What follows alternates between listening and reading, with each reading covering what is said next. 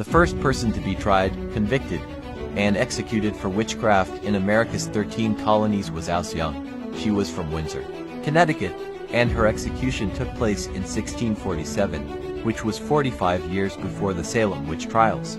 Miss Young, may your spirit rest in homage to your story. But a lot has changed here in the continental United States for people who go to jail. For you don't go to jail for witchcraft anymore.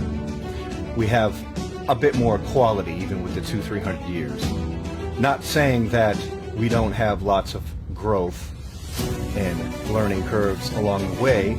The continental United States has come a long way with witchcraft being illegal and punishable by death, and now we have incarcerated pagans all around the country.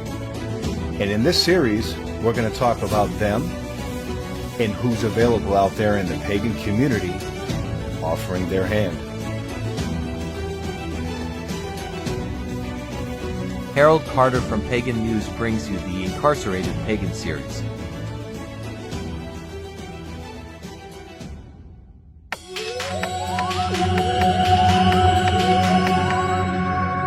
I myself have done time in America's prison system, but let's be clear, the United States locks up more of its citizens than any other country in the world. And it wasn't always that case either. When we had the drug epidemics in the 90s and 2000s, it started mass incarceration. So with this incarceration, you have lots of people incarcerated who have done things that want to change their lives.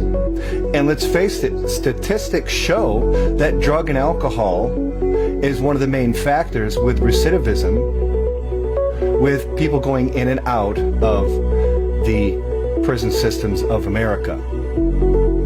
So I too, going through the prison systems, looking for a better way, embrace the spirituality of Wicca, and hence I have my own success stories, but it's not about me, it's about what's going on in the organizations, people, families that are there to support our incarcerated population of pagans.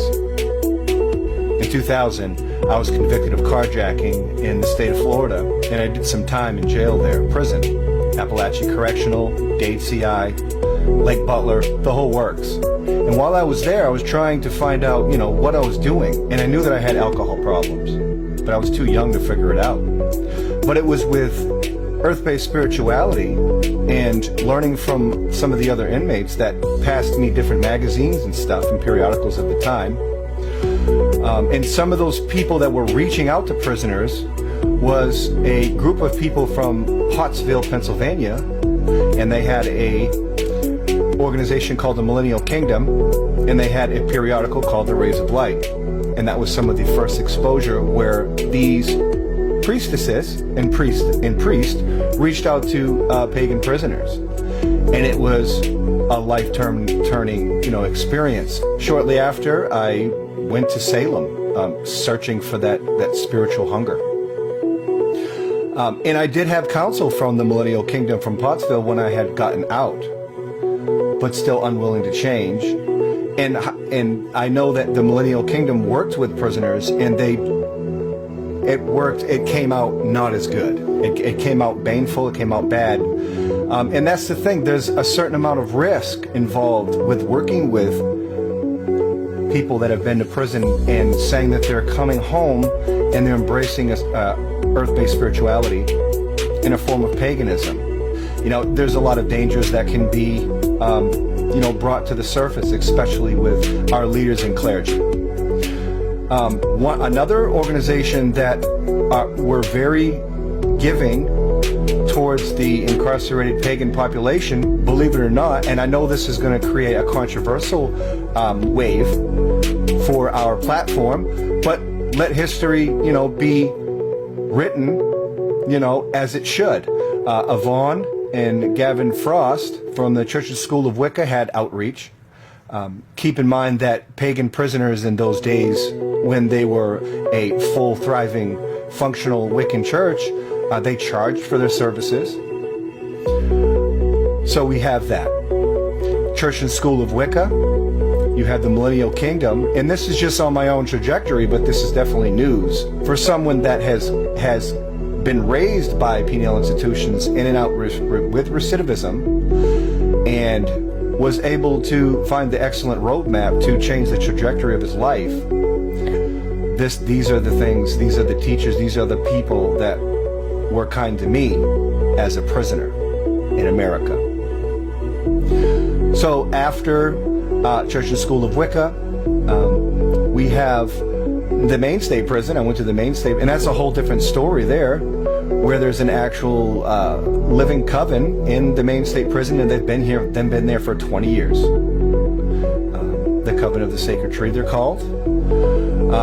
So there's all kinds of experiences with that. What's like to be pagan in jail, in prison. What are they thinking about? A lot of people incarcerated give you the song and the dance. When I get out, I'm going to do this, I'm going to do that, I'm going to change, I'm going to do something different. Lo and behold, when that loved ones or a person that we all know comes out of jail, they're back to the same old thing. And as witches or people in our pagan community, we understand cycles, and breaking those cycles can be done with the force of what I like to just call good old American witchcraft. But it is possible.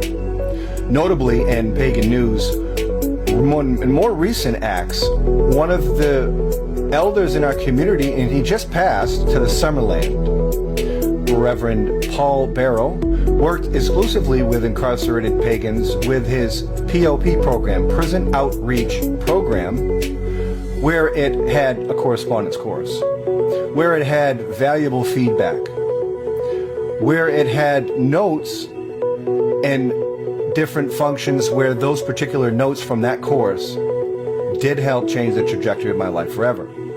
Did expose the writings of Doreen Valiente's Charge of the Goddess, which talks about the highest ideals axiom, which I focused on and tapped into that current of magic, and I'm no longer suffering in recidivism.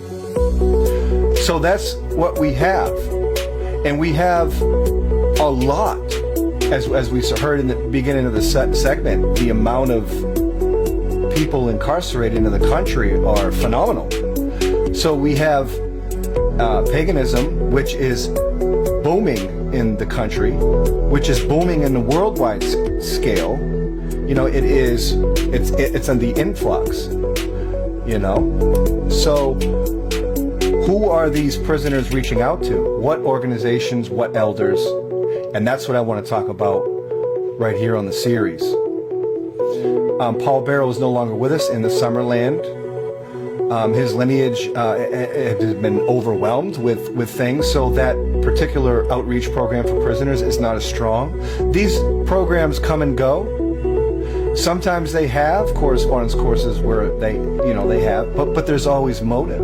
There's always motive. And it's also a rarity for a person to get out of incarceration and completely, erase all of the bad negative attributes that they had that had them suffering in that recidivism to begin with. So it's a serious endeavor for anybody in clergy to be working with pagans that are incarcerated. For most, the motives of the people incarcerated vary from person to person. So who helps the pagan prisoners these days? Who does? There was a lot of work in the early days. When I say early days, I see within the span of my own lifetime. Because we mentioned Miss Young, who was the first witch in the country, executed, in jail. We're no longer, killed in jail, But the services rendered for people in jail are minuscule. It's only 300 years ago that they were doing that. But yeah, the first witch locked up in the country, Miss Young. And we pay her homage. We pay her homage. So yes, what's going on with the incarcerated pagan population? We have chaplains that are Judaic, giving them their information. They have their own motives. I mean, the motives are in the disciplines of their religion. And I think this is the major discrepancy within religions, is one claiming to be the only way. And that's where the line is drawn. In a recent interview, pagan inmate advocate Lady Crow Moon released the following statement. Selena Fox has a group that they do work with pagan inmates. Maca Nightmare, also in California. Right. Is Selena's outreach specifically for Wisconsin, or do you know? No, they're actually, I think the group is that is doing it, I think is in like the New York area. Harold Carter, while inside the Pennsylvania Department of Corrections, interviewed a pagan man, and he had this to say. I mean, just keep promoting it, keep putting it out there. I love you, we need you. Incarcerated pagans face unique challenges. Providing support, they can make a significant difference in their lives. Here's some ways that you help them.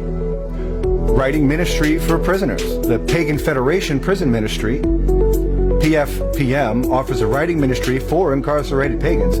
Writing ministers correspond with prisoners, providing spiritual or pagan care. They discuss matters of religion and spirituality, offering a lifeline to those seeking connection with the outside world.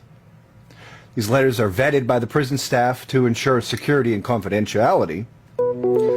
If you work with the Pagan Federation Prison Ministry, which is very easy to Google, always use a fake name and, Pagan Federation postal address. Be cautious about sharing your personal information. Respond only, spiritual matters within the confines of earth-based spirituality. And report any of those concerns about self-harm, suicide or, security stuff or bad things, to the proper officials. Be a pen pal to pagan prisoners. That's the greatest thing in the world, is communication. I can remember a very happy day when I would get mail from a pagan priest or priestess. Consider being a pagan pen pal, for incarcerated pagans, if not one or two, or maybe one. If it calls to you, if the Spirit calls you to that direction. Remember that the letters are a link to the outside world for these prisoners. And some of the prisoners have been there for many, many years. Some found pagan spirituality in jail, and some have pagan spiritual connections on the outside world. Most of all, just use discernment.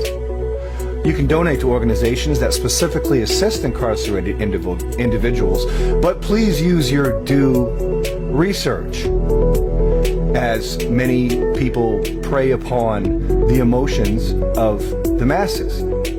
But of course, pagans, witches, we have the utmost discernment. Organizations like the Prison Fellowship, they offer opportunities to volunteer in prisons. But above all, remember that even small acts of this kindness have a profound impact in the lives of incarcerated people. Whether through writing or volunteering or supporting organizations, your efforts do contribute to the well-being and spiritual growth, which help us all build a better foundation, a more solid footprint in what it is of the righteousness of earth-based pagan spirituality.